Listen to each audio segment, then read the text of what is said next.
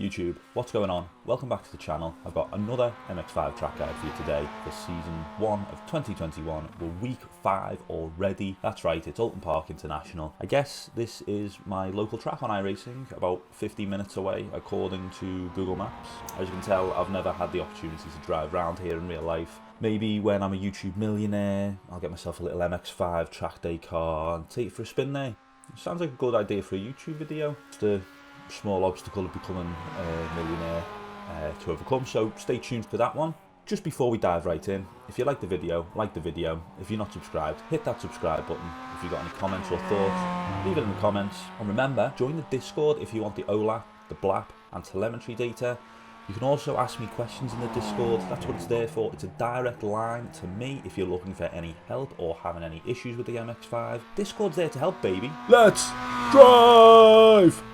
Alright, so we're crossing the line in 4th gear, heading into the awkward turn number 1. The standard braking point that we've got for turn number 1 are the signs on the left-hand side of the track. There is also a kink in the grass, which is actually something I've noticed recently. Very useful, very helpful. Quite difficult to see, but once you've spotted it, you can't stop seeing it. That's where I like to brake, on that kink. Braking for this turn is going to be a sharp stab at the brakes, and then we're going to come off it quite quickly into trail braking, down to 3rd gear, and then we're going to use the throttle to balance the car as we turn in and attempt to straddle the curb on the inside. And then as we get over the curb on the inside, we put the power down fully. Be careful not to use the runoff on exit, as that will give you a 1x, and then we're up to 4th gear and down the hill to turn number 2. Into this awkward 2nd turn, a downhill left that seems to go on forever. I brake for this turn when my car goes over the crest. Try to highlight it here. If you can't quite see it at this point, you'll notice when you're driving that your car will drop down this crest. That's when I like to brake. When we're braking for this turn, it's fairly gentle braking, 50-60%, and we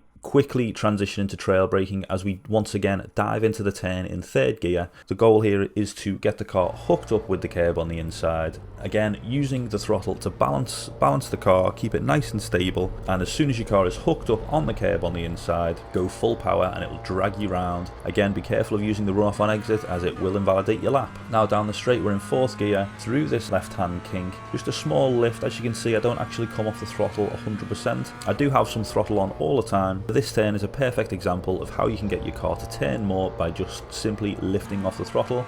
Then we're into a heavy braking zone for this sharp right-hander. Braking point for this turn, I like to use the tyres on the left-hand side of the track as a marker. Once my car is past these, that's where I brake. We're going to be braking from 4th gear down to 2nd, and as usual, we're going to be braking very hard initially, and then when we get to 2nd gear and start to turn, that's when we ease off the brakes and trail brake into the turn. I don't have any foolproof advice for this turn other than keep it nice and tight and make sure you get a good exit. It's all about getting that nice exit speed that you carry down this straight here. You get up into 4th gear just before this chicane.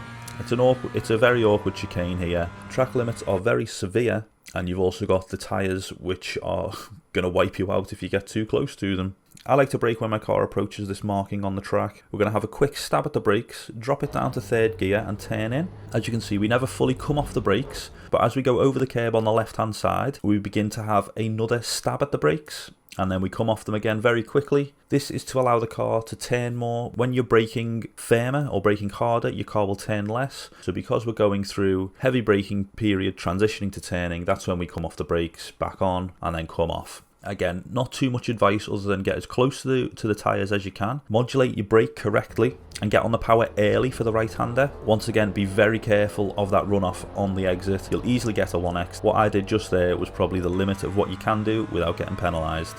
Then we're up the hill into 4th gear, down the other side, heavy braking for another awkward chicane. Braking point for this is in between the 100 board and the 50 board. I like to use these dirt markings on the track. They never disappear, they're always there.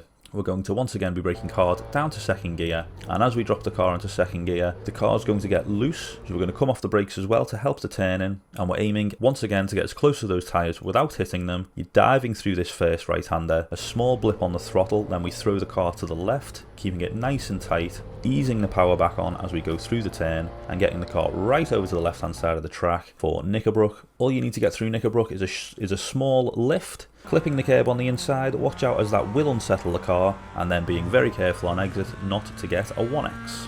Then we're up the hill, up into 4th gear, heading into the second last turn. A double right-hander, which is always nice and fun. Braking point for this turn, normally there'd be some dust, some dirt on the track. However, the shadows are covering it, so I can't really point that out to you. So I'm just going to point out that there's a natural curvature to the road. You're going to be following this line here.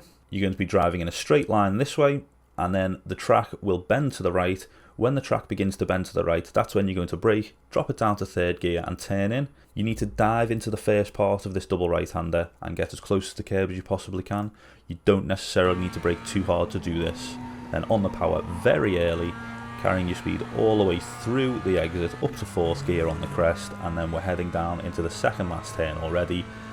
Another one of my favourite types of braking points, the dirt on the track. Initially, and as seems to be standard practice for me in the MX5, braking very hard until we get to second gear, then we turn in and come off the brakes, getting as close to the curb as we possibly can. We do need to dive into this turn a little bit because the crest on the exit can affect your traction. So if you focus too much on exit speed, you're going to end up spinning. So just dive in, begin to apply the power about halfway through the turn, then shift up to third gear as and when you need to. Be careful you don't encounter any oversteer, and then we're on our way to the start finish line with a time of 1:52.667. As always, stay tuned for the uninterrupted lap, and remember, join that Discord for all the goodies. See you guys next time. 1:52.952.